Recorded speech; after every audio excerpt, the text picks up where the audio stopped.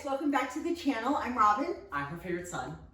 My favorite teenage son. Favorite son, yes, very specific. Favorite teenage This is Jiraiya. Hi, I'm Jiraiya. If you've been following our channel, you'll see that Jiraiya has been making a lot of great videos on outdoor adventures. But today we're shifting totally to something different. Something better. Definitely better. More important in life than just adventuring. But adventuring, part of it is how to be a happy teen. Or more importantly, how to help raise your teen to be happy. And so since Jiraiya has been writing a book for how long now?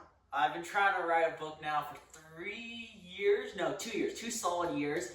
I'm just going to call it Happy Teen. I've so far went through 10 drafts of probably like 200,000 words. So yeah, that's a lot. So I just said, time out, pump the brakes. Let's just test all of your theories here on YouTube channel and podcast. And let's just start a conversation going about what he's writing in his book, because I think it's great. It's amazing things. I don't know about you, but I think we need more teens that are happy in this world. Yes, definitely. So, big part of also why I wanted to talk about it today was because I went to a book club today and talked about the book, The Courage to Be Disliked. And so that's something we talk about often, right? Because we're kind of weird and we defy the norm, and you know, maybe we're just happy being us even if people don't like us. We're just happy in our life. Well, there's a lot of teens out there who don't have the courage to be disliked because they don't do anything that they do purely for themselves. They're seeking external validation for what they do, everything they're doing, even if they consider it their hobby, and sure they consider that they like it. But even if they're doing something and 51% of their receiving thing is from someone else, that's not good enough. You need the majority of what you're doing needs to come from yourself. So if you're doing something from everyone else's validation, you can't ever be brave enough to be disliked, because if you're disliked, well, you're not getting any validation from what you're doing. Yeah, and so to us, because this has been just such a normal thing in raising kids and our lifestyle, having intrinsic values being the driving force behind what your day looks like, it's just common for us. It's like we, to connect some dots between everything that we talk about with unschooling and travel, it's like we're doing it because it feels good to our soul. We're not getting affirmation. In fact, it'd probably be good for us on this channel to get more affirmation through views and likes. So please like and subscribe to this video and share it with more people so we can keep doing this, sitting on a couch and telling you guys how to be happy. Yeah, but to us, it's normal. It's like you go through. A big reason I moved into this lifestyle was that just keeping up with the Joneses, having my kids in competitive sports, a big house, they were great, but I needed more. I needed to see what I was capable of. I valued challenge, so I wanted to challenge myself out in the world. And do you feel like that? I think, let me pause by saying, just because life is challenging doesn't mean you're pursuing challenge. Challenge is, when I talk about challenge, I talk about space to create growth. Where sometimes you fail, sometimes you succeed, but you learn, having that learning mindset. So, Jiraiya has, let's start with the framework. The big framework for your book is called D.O.G. Don't be a dog, be a dog. Yeah, so for instance, why I called it D.O.G and D.O.G is that we traveled through Europe for 6 months. I don't really remember much of our travels through Europe, like tidbits and stuff, and I wish I did remember it, but only thing I really do remember is that I traveled with a dog encyclopedia. I love that dog book so much. I was enthusiastic about those dogs. I have no idea where the encyclopedia is, but the spirit of that book I put into this other book. And so D.O.G and D.O.G. D.O.G is the good stuff you want to be. D.O.G. Dream big, be optimistic, go for it. When D.O.G is what you do not want to be. D.O.G is spelled D.A.W.G, like dog. Yo, dog, do that hip hop dance. Dog, do that kickflip. And that's dopamine addicted, anxious, worried, and guilty. Now, for D.O.G, we all suffer from one of those things. Personally, myself, I suffer from guilt. I feel guilty for a lot of things I do. I can't tell you, my mom suffers a little from worry. She likes to worry. We all have one part of this, but we're all trying to conquer one part of this. Some of us suffer with all parts of them microscopically, but we all have a really big one. And so in my book, I'm trying to get you to be more like a dog, because if you dream big, be optimistic, and go for it, it kind of leaves the foundations for a happy life. Now, if you have dreams, is goals. Because if you have a dream and a goal, it just pushes you through your day. And the biggest thing about learning these dreams and goals is learning that suffering and challenge is not bad. Suffering and challenge actually gives you purpose in life. The best analogy I use is mountains. Recently, we just went and tried to climb Mount Rainier, and it was so hard. Our toes hurt, our bodies hurt, everything hurt. But it was the hurt that made it worth the mountain. If it was so easy and you just tap the button, all of a sudden appear on the mountain, that mountain would never get set foot on, because who wants to go to a mountain if it just takes a push of a button? It's because it's so hard work that when you look at it, you have to do it, because you have to prove to yourself. It's not proving to others. You have to prove to yourself that you can do it. Being optimistic is just all about learning to be optimistic while after these goals. Having goals and dreams is the first thing, the first foundation of all this happiness. It's the thing you stem from it. All the other things are ways to keep optimistic and going for your dreams. So when I teach optimistic, I'm just teaching all these different ways so you can stay positive and stay motivated. That's the biggest thing, because it's easy to have dreams, but it's really hard to stay motivated to keep going for those dreams. Because most dreams don't happen overnight. Yeah, they don't happen And overnight. even goals, like we go, so dreams, and how do we separate dreams from goals? Let's see there first. I like to say I always have 3 big goals in life, 3 big dreams in life, and then I branch off into 6 mini dreams, and then from those mini dreams, I separate into more 7 dreams. I call this my 201 dream formula. So I go from dreams, mini dreams, goals. And there's a PDF down there you can use to kind of base it off of. I love using this thing because every few months, I like to do it every 6 months, I'll re-go and go through a dream, and if it keeps inspiring me, then it's a good one.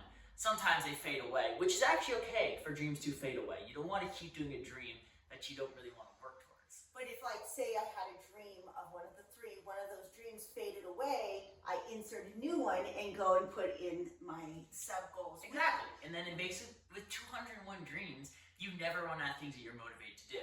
Which is kind of like, I don't know if you know, we haven't posted the video about that. We kind of modified our full-time travel. We rented a house, and it was not because that living in a house necessarily is better. It just is going to help me achieve my dream of being a speaker and getting my books published and getting Jiraiya's book published and helping support our family. So that's a good example of like how our life is right now, is how we switched out one dream for another dream. And then once you get finished with this dream, we'll go to another dream. To another dream. In Tahiti or in Canada skiing.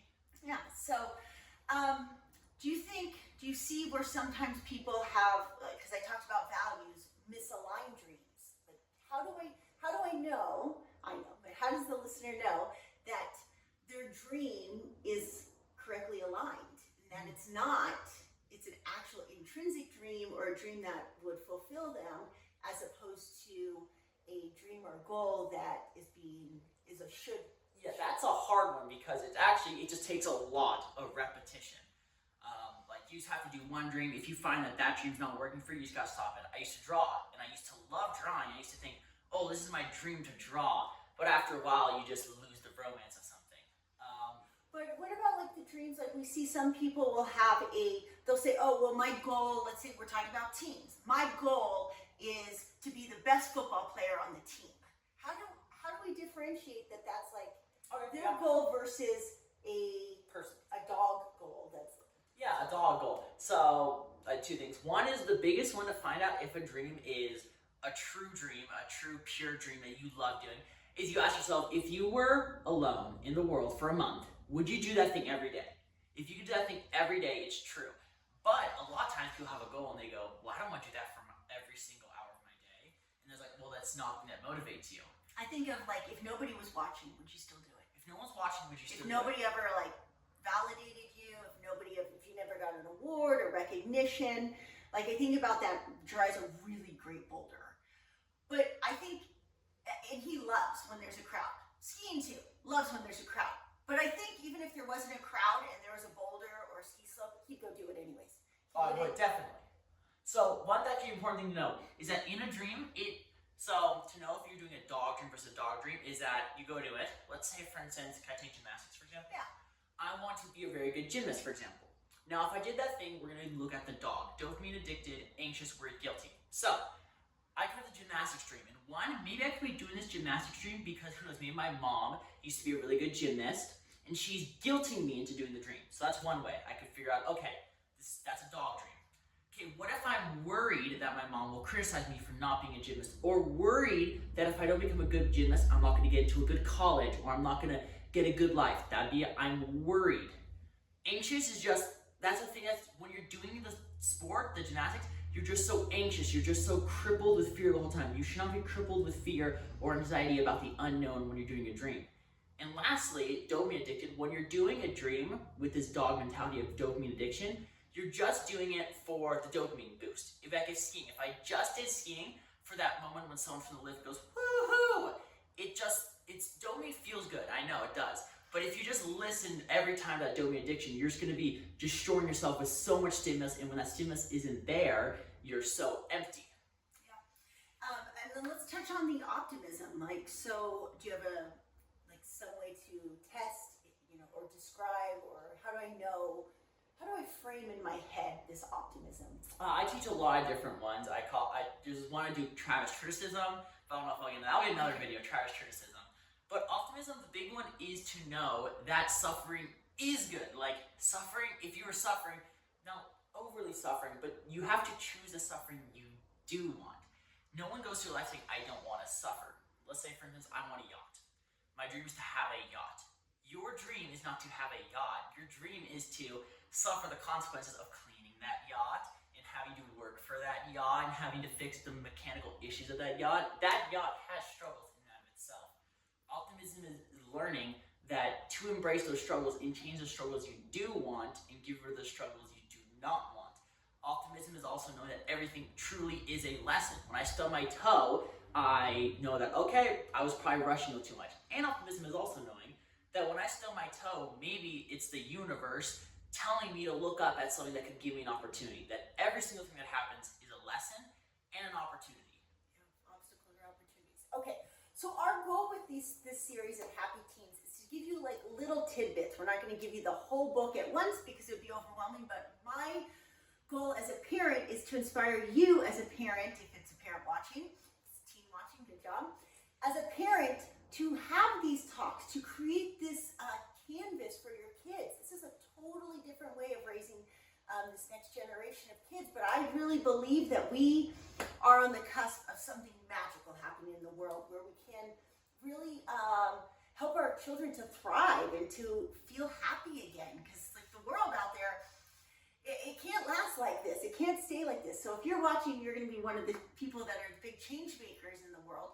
So today I invite you to, when you turn off this video, to go sit down with your teen and be like, hey, if you didn't have to go to school, if you didn't have to worry about college, if you just knew that the universe, God, has your back, and you just pursued something with passion, and we're going to be all in on it. You didn't care if you got accolades for it or recognition. You just did it because you knew it was your purpose here on earth. You're going to be surprised because this is not crazy for kids. This might be crazy for you as an adult to think this way. But kids want. They still have that magic within them. They want to believe in this stuff. So open this dialogue. But if you need help, if you have trouble communicating to your teen, do a coaching call with me. If your teen has trouble opening up to you, do a coaching call. Have them do a coaching call with Jiraiya. Jiraiya can help draw it out of them.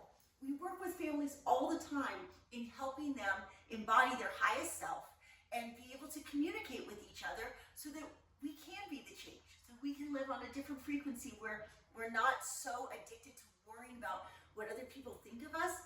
If we self-maintain our own energetic being, our own frequency, if we are the light, then there's a ripple effect in the world. You want to add to that? No, nothing. Just go to your teen.